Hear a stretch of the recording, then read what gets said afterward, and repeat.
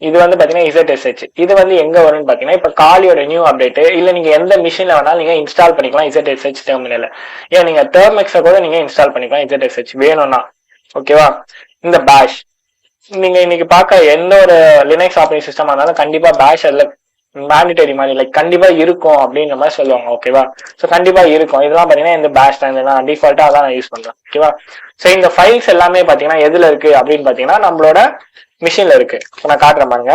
Again நான் LS போட்டு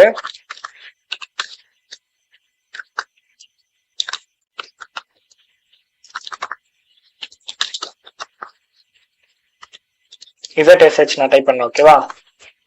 இங்க இருக்கு பாத்தீங்களா ZSH இந்த டெர்மினல் அந்த ஷெல் அது இங்க இருக்கு பாருங்க.